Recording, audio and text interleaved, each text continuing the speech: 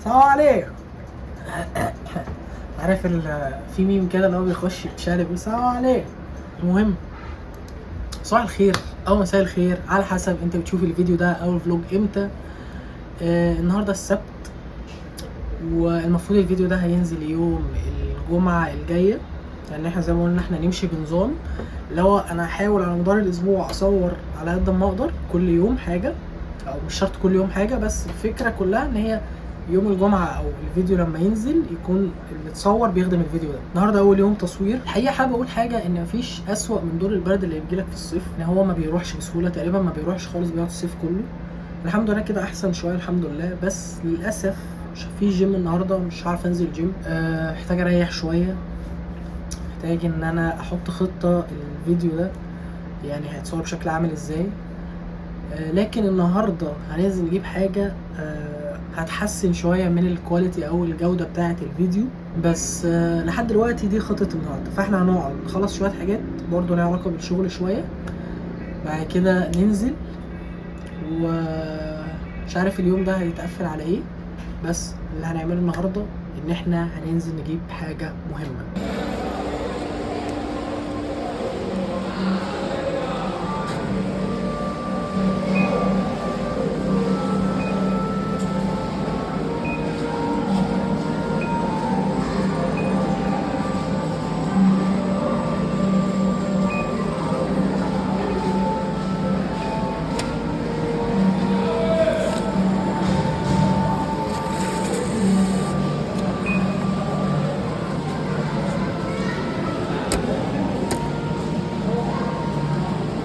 ايه يا رب، مش تنزلها يعني؟ تذكرة فين؟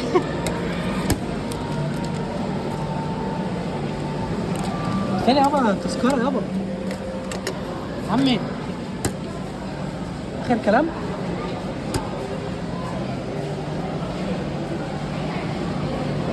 ماشي يا جدعان، المكنة ضحكت علينا.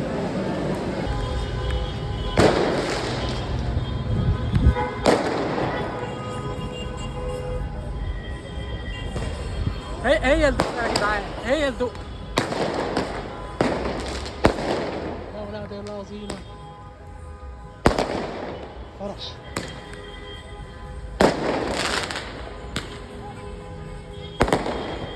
عامة بجد ده ممكن يبقى أقل يوم في الدق أصلا. أنا ما بحبش الدق من فراغ يعني، هي دايما دوشة وزحمة، بس هي بجد جميلة أوي من حيث الناس ومن حيث الفايب بتاعتها كده. المهم ايه، استنى نعدلها كده سيكا. مخدش باله ان انا لابس تيشيرت الاهلي عشان النهارده اول ماتش للاهلي في كاس العالم، ف وكده كده ما لقيتش تيشيرتات تانية يعني البسها عشان الصيفي ما طلعش كله، فقلت البس تيشيرت الاهلي يعني بالمره. المهم ان احنا رايحين نفس الستور اللي انا جبت منه الترايبود اللي انا بصور بيها دلوقتي، او اللي انا مساب بيها التليفون، عشان اجيب مايك. عايز اجيب مايك، عايز ابقى ماشي في الشارع كده يعني صوتي يبقى مسموع، لو صورت حاجه في الجيم صوتي يبقى مسموع. حتى المايك بتاع البيت نفسه اللي انا كنت شغال بيه اللي هو السلك ده ما بقاش احسن حاجه، بقى يبوظ بيحتاج حجره، فقلت انزل الصراحه اجيبه. هو هيبقى وايرلس فهو هيبقى كويس ولذيذ، ونفس الماركه عامه اللي عندي، بس هي حاجه احدث شويه. فاروح نفس الستور نجيب المايك، واتمنى يعني لما اشغله وانا راجع وانا بايديت اسمع الفرق، يعني اسمع ان كان في فرق قبل وفرق بعد عشان ما يجريش حاجه. بصوا يا جدعان، فكره الدق في كده بجد، يعني هو الشارع كله ده جوه بقى، يعني هي بره، هي الفكره كلها في بره دوشه، بس بجد جوه جميله قوي يعني. فخلينا نروح نجيب المايك ونشوف هنعمل ايه. بصوا يا جدعان، هو ده الستور اي ميديا ده. وعامة هو عنده حاجات كتير اصلا تخص التليفونات والكاميرات برضو كده، بس هو اكتر حاجات في التليفونات، وده تقريبا شارع مصدق بس ده في اخره، ف هو مش بعيد يعني، مش بعيد خالص لو حد قريب من الدق يعني. عامة يعني المعلومة، هو ده اللي انا جبته، بس ده البنك منه. يعني انا جبت الاسمر او اللي هو الاسود بتاعه يعني، وجبت اللي هو حاجة واحدة يعني، في اللي هو 2 جنب بعض، في اللي هو كيس وفي اعلى وفي اعلى، بس انا اللي جبته هو ده، بس الاسود بتاعه ولا هنا اشكال بس. تعرف في الحاجات دي، بس الحاجات دي بتبقى للكاميرات اكتر، في منها الموبايلات بس اغلبيتها بتبقى للكاميرات، يعني ده برضه للموبايل عادي. آه حاجات زي كده، بس الحاجات دي بتبقى ادفانس شويه، ملهاش علاقه بيها قوي. حاجات الشوت جون دي بتبقى جميله. ده اللي كان عندي، بس ده توفاه الله يعني، او هو ده بالظبط، ده توفاه الله خالص يعني. نجرب نفس الماركه بس الاسود بتاعها، وان شاء الله تظبط معانا. ماشي يا جدعان، احنا دلوقتي جبناه. المفروض هو اصلا عباره عن قطعتين، القطعه دي وقطعه تانية بتتركب في التليفون عادي، كانها هو لايتنج يعني عشان الايفون، فكانها شاحن يعني، او كانها سوكت شاحن، وواحده بتبقى ماسكها في ايدك. فانا ما اعرفش الصراحه، هو المفروض دلوقتي منوره، ما اعرفش بقى ولا لا، فهي شغاله. فهل هتبقى شغاله اصلا لما اروح اسمع، ولا اتفاجئ ان هي مش شغاله وانا لبست؟ بس هو المفروض البراند كويس، والمفروض انا ممشيش بيها كده، المفروض اجيبها عشان اعلقها. ثواني بقى اعلقها، حاسسها شكل عبيط قوي. لا انا حاسس ان انا اشيلها، عشان انا مش عارف اعلقها، خليها كده احسن. ف لو واتمنى يعني في تحسن في الصوت، سواء لما اجي اعمل ايديت او سواء لما حد يشوف الفيديو، فاتمنى ان هو يكون شغال، واتمنى يعني اعرف البسه بعد كده واجيب تيشيرت مش برقبه، على اساس انا هتفرج على الماتش وكده، بس انا قلت اروح اشجع في الطريق. لكن ان شاء الله شغال يعني، ان شاء الله يبقى شغال ان شاء الله. فبس ده كل اللي احنا كنا عايزين نجيبه. بجد الموضوع ده مهم وبيفرق، لان سمعت حد قبل كده كان بيتكلم بيقول، مش فاكر ابو زيد او مين، حد مشهور يعني، قال لك انت ممكن تستحمل جودة صورة مش كويسة زي الإضاءة المعفنة اللي احنا ماشيين فيها دي، بس الصوت لو وحش بجد ممكن يضايق أي حد قدامك. فلو أنا صار في الشارع، صار في الجيم، صار في أي حتة، وقربوا مني قوي كده ليه؟ أعمل انترفيو. فالمهم يعني الناس ممكن تستحمل بجد صورة وحشة، بس ما يستحملوش ان الصوت يبقى وحش، في دوشة، في نغمشة، في دب في الصوت كتير. فعشان كده جبنا المايك، وعشان برضو المايك اللي عندنا ما بقاش احسن حاجة، هو قديم بقاله كتير، واتمنى ان ده يدي المحتوى نقلة نوعية محترمة يعني. وبس هنروح عشان في حاجات لازم تخلص قبل ماتش الاهلي اللي الساعة 4 الفجر او 3، مش متأكد. بعد كده نشوف المرة الجاية هنصور ايه وازاي. غالبا هتبقى في الجيم ان شاء الله، يعني هتبقى في الجيم، عشان هنتكلم عن التمارين امتى مش عارف اوي الصراحة، بس هو كده كده الفيديو ده هيبقى يوم الجمعة، فاكيد كل حاجة ان شاء الله هتتقفل قبل يوم الجمعة. وبس اشوفك في مقطع جديد، مش مقطع بقى، اشوفك في ايه، استنى، اشوفك في مكان جديد. بيس. طيب المفروض امسك استنى كده. طيب احنا لسه نازلين من الجيم، مفيناش نصور النهارده الجمعة والناس كلها حرفيا فوق بعضها فوق، بس ده اللي حصل. ازيك يا كلب، عامل ايه؟ ده اللي حصل. انا اصلا عارف يعني كان الفيديو ده المفروض ينزل يوم الجمعة، بس ما نزلش. فينزل بكرة اللي هو السبت ان شاء الله. لكن الحمد لله اتمرنا، ودي اهم حاجة، حتى لو الجيم زحمة، حتى لو انت مش قادر، كل الكلام الجميل ده.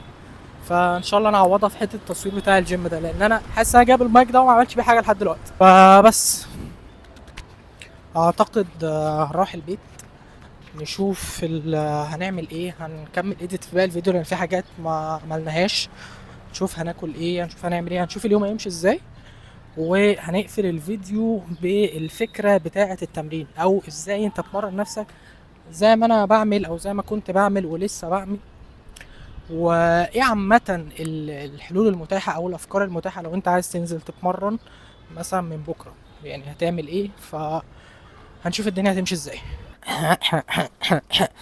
السلام عليكم. ايه الدنيا؟ طبعا برضو ماسك المايك، مش هرشقه في التيشيرت، واظن هفضل كده حبة حلوين يعني. الفكرة بقى في ايه، فاكر حاسس ان الفيديو ما كانش فيه حاجات كتير مهمه، كاي حد بيعمل فلوج عامه، او كاي حد بيعمل فلوج مفيش حاجه مهمه في يومه قوي. لكن ان شاء الله في الحته دي بالذات هيبقى في حاجه ان شاء الله تفيد اي حد، لان دي حاجه انا مريت بيها. احنا لما بنيجي نتمرن او لما بنيجي ننزل الجيم، انت ما بتبقاش في دماغك المفروض تعمل ايه. طبعا كل الكلام اللي جاي ده هو كلام موجه للناس اللي اول مره تنزل جيم او ما بتعرفش تعمل ايه بوجه عام، فبالنسبه كبيره هو للناس المبتدئه شويه. انا اول ما عملت او اول ما نزلت الجيم كنت بشوف التمارين اللي بتبقى موجوده على النت، باخدها كوبي بيست وانزل اتمرنها زي ما هي بقى، مناسبه ليا مش مناسبه هنزل اتمرن وخلاص ايا كان. هتجيب نتيجة بشكل عام. اي حد مبتدئ هيخش الجيم هيطلع له عضلات، لكن مش اي حد مبتدئ هيخش الجيم هيقدر ان هو يكمل، لان هو ماشي على حاجة مناسبة. تعمل ايه او الفكرة عامة تعمل ايه؟ هما 3 حاجات ملهمش رابع. لو انت عايز تنزل جيم وعايز تعرف تتمرن ازاي، اول طريقه ودي اصعب طريقه ودي اللي انا خدتها، ان انت تبتدي تذاكر، تقرا، تتفرج على مدربين اجانب وعلماء اجانب. لان اصلا معظم الابحاث اللي بتتعمل في كمال الاجسام عامه كلها بره مصر، فهتضطر تقرا ارتكلز بالانجليزي، هتضطر تسمع فيديوهات بالانجليزي، هتضطر تقرا كتب بالانجليزي. بس دي اصعب طريقه. هتتعلم الاساسيات وهياخد منك وقت وممكن تقعد شهور بتفهم وبتذاكر، بس لو انت عايز ده يبقى الكارير بتاعك بعدين، عايز ان انت تحب الموضوع ده عامه وتطبقه مع نفسك بعدين على اصحابك على اهلك، الموضوع ده هيفيدك حتى لو هياخد منك وقت. فدي اول حاجه واصعب حاجه. تاني حاجه المكلفه شويه هي ان انت تروح لمدرب. وتاني مش عيب ان انت تبقى مع مدرب حتى لو انت اصلا متعلم وعارف انت بتعمل ايه، لان انت دايما بتبقى عايز عين تانية تبص عليك، عايز تشوف انت بتعمل ايه. طب اللي انت بتعمله ده شكل عامل ايه على جسمك، تأثيره على جسمك عامل ازاي. عايز حد كده زي ما تقول ايه، انت هو مثلا عايز حد يبص من فوق يشوف الدنيا ماشيه ازاي، لان اشطر المدربين في العالم عندهم مدربين وده عادي. فلو انت حتى فاهم شويه او قاري شويه ما تحسش ان عيب ان انت يكون عندك مدرب. الفكره كلها في حته التكلفه. يعني الطريقه الاولانيه فكرتها في الوقت، الطريقه دي فكرتها في التكلفه. في مدربين بتعمل ابلكيشنز وتبتدي انت تتمرن على الابلكيشن اللي هو عامله، في مدربين مش عامله وبتتواصل معاها بشكل مباشر او مع التيم بتاعها.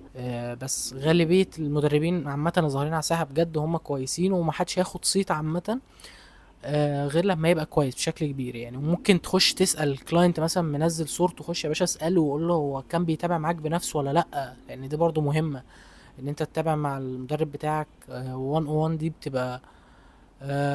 بتبقى مفيدة، لان هو برضو انت عايز حد يشجعك، ما بالك المدرب بتاعك نفسه هو اللي بيشجعك وانت اللي بتحكي له اللي بيحصل في الجيم وفي اليوم بتاعك. فده بيفرق جدا معاك نفسيا، وهيفرق نفسيا لو انت مع مدرب بيتابع معاك بنفسه مش بالتيم بتاعه. دي تاني طريقة. تالت طريقة ودي اللي انا عايز اصلا الناس كلها تعملها، هو ان انت لو واحد نازل الجيم جديد، صدقني كل ما انت بتعقدها على نفسك كل ما انت هتكره الجيم. نزلت اسبوع، نزلت 2، نزلت 3، نزلت شهرين، هتسيب الجيم. طول ما انت شايف ان انت محتاج تعقدها بشكل كبير عشان تنزل تتمرن بس، انزل بس. صدقني الموضوع مش هيطول معاك ومش هتكمل في الجيم. طب تعمل ايه في الحالة دي، الحالة التالتة دي؟ بص، في الحالة دي هي هتبقى ميكس شوية بين الحالة الأولى والحالة التانية. انت هتضطر تدور بس مش بعمق. بمعنى انا مش هخش اجيب كتب اقراها، ممكن اشوف فيديو لمدرب معين، ممكن مش عارف اشوف فيديو لو انت مثلا الانجليش بتاعك كويس فتشوف فيديو الناس من بره بتتكلم عن احسن التمارين، مثلا جيف نيبرد وتقريبا في واحد اسمه جيرمي برضو، في كذا حد بيتكلموا مثلا الباي ايه احسن التمارين اللي انا اتمرنها، التراي نفس الكلام، التشيست، الظهر، مش عارف ايه، الرجل. فهتلاقي من الفيديوهات دي كتير قوي كمان، وارشح لك بتوع بره مليون في المية احسن بكتير من هنا. جيف نيبرد طبعا رقم واحد. مين تاني؟ في كتير. ولما تخش اصلا على تشانل حد معين هتلاقي في ريكومنديشن ناس كتير شبه، دخلت واتفرجت وفهمت اعمل ايه، هتبتدي تاخد التمارين اللي هم بيقولوا عليها دي، التمارين المهمة اللي هم بيقولوا عليها دي، وتبتدي ان انت تنزل تطبقها في الجيم. لكن الفكرة هنا نرجع تاني، انت كمبتدئ او حد لسه نازل جيم، انت لو فتحت باب الجيم بس هتلاقي الريست بتاعك طلع له عضلات، فانت مش مطالب ان انت تتمرن تمارين كتير. بمعنى عندك مثلا قالك افضل 5 أو 6 تمارين للتشيست. انت عايز تمرينين بس او عايز شكلين بس، مثلا انكلاين بيمرن الجزء العلوي من التشيست، مثلا فلات مثلا بيمرن التشيست ككل، او بيمرن باقي اجزاء التشيست. فانت هنا مش محتاج تمارين تانية كمبتدئ، مش محتاج تمارين تانية. هتقولي طب نقط الضعف، طب مش عارف التشيست من تحت، طب انا مش عارف حاسس بايه. انت ما عندكش اصلا تشيست عشان تبتدي ان انت تتكلم في نقطه ضعف او تتكلم ان انت لا محتاج تزود. طيب تمارين ظهر، هتلاقي ان هما مثلا بيقول لك تمارين الابر ترابس او نص الظهر دي احسن تمارين ليها، تمارين اللات او الماجنس دي احسن تمارين ليها. فانت مثلا هتاخد مثلا تمارين من هنا وتمارين من هنا، او تمارين من هنا وتمارين من هنا، وتنزل الجيم وتطبقه وتستمر عليهم فتره. الباي والله قال لك التمرين ده احسن عشان تقدر تزود فيه اوزان، والتمرين ده احسن عشان مريح للمفاصل. تاخد مثلا تمرين او 2 وتنزل وتطبقه وتستمر عليه. التراي نفس الكلام. الرجل هيقول لك والله الكواد احسن تمرين ليج اكستنشن، بس مش عارف ترجع الكرسي لورا لو هو متاح. السكوات باترن ممكن تاخد كذا او كذا او كذا او كذا، تاخد تمرين او 2 وهكذا. تبتدي تشوف احسن التمارين اللي هم بيتكلموا فيها، وتبتدي ان انت تاخد كل تمرين بيشغل بس جزء معين، فتاخد ايه مثلا تمرينين للتشيست، تمرينين 3 للظهر، تمرين للباي، تمرين للتراي. تبتدي تستمر عليهم شهر شهرين، وتبتدي ان انت تحاول، وركز في الكلام اللي جاي ده لان هو اهم حاجه، تبتدي ان انت تحاول تصعب التمارين على نفسك. اول اسبوع ما تتوقعش ان انت تشيل فيه اوزان كتير، ولا تاني اسبوع ولا تالت اسبوع، بس مع مرور الاسابيع لازم تحاول تزود اوزان. ابسط الاوزان اللي انت تقدر تزودها 2.5. لو انت كل اسبوعين مثلا بتزود 2.5 في تمرين للتشيست، فانت مليون في المية انت ماشي صح. تمارين مش تقدر تزود فيها اوزان، مش كل التمارين مثلا كتف جانبي مش هتعرف تزود فيه وزن. لو زودت فيه عدة واحدة كل اسبوعين يا عم انت ماشي زي الفل، ما تخليش حاجه تحبطك. لان انت لازم تكون بتتراك البروجرس بتاعك، لان انت لو مش بتأيد او ما عندكش ابلكيشن على الموبايل، او ما بتكتبش حتى في نوت بره انت اتمرنت النهارده بوزن قد ايه وجبت بيه كام عده،